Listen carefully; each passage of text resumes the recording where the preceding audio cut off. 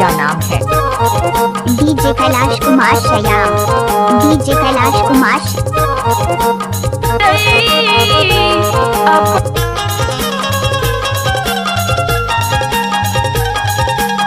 आप लोग सुन रहे हो कैलाश श्याम का मिक्स किया हुआ गाना।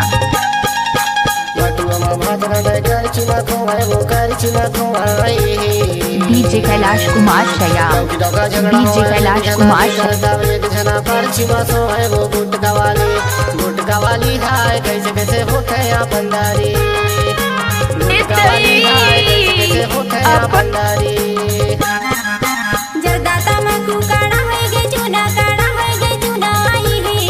DJ Kailash Kumar Shyam.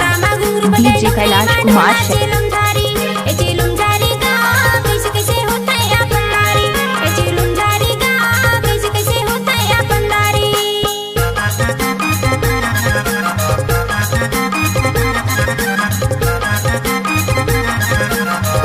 DJ Kailash Kumar Shyam.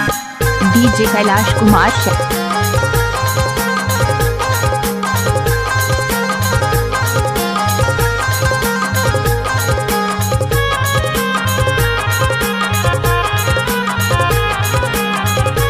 DJ Kailash Kumar Shyam. DJ Kailash Kumar Shyam. संगन संग बैठे के बनते गाली हाय बनते गाली हाय। एकर कारण पीता गंजा काली हाय गुटकावाली हाय कैसे कैसे होते हैं। डीजे कैलाश कुमार श्याम। डीजे कैलाश कुमार हाय कैसे कैसे होते हैं बंदारी।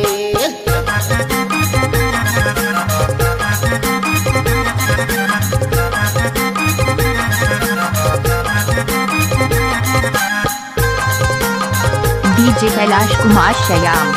DJ Kailash Kumar Shyam.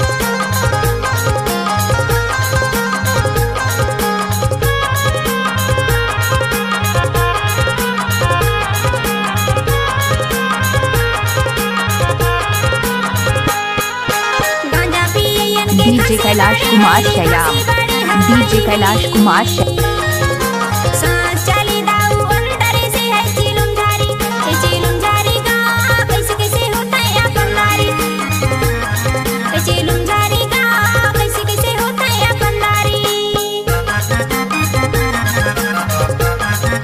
DJ Kailash Kumar Shyam. DJ Kailash Kumar Shyam.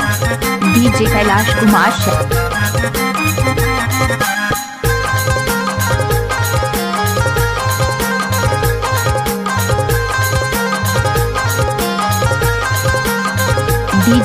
Kumar Shyam. DJ Kailash Kumar Shyam. DJ Kailash Kumar Shyam. DJ Kailash Kumar Shyam. गुटकावाली हाय कैसे कैसे हो तो बंदारी।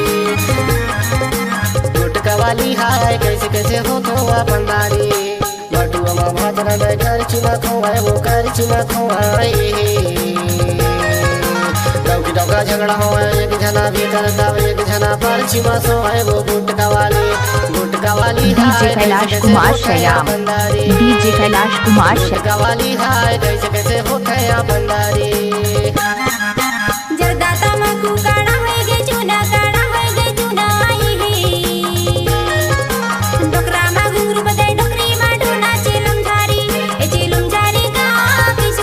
डीजे कैलाश कुमार श्याम।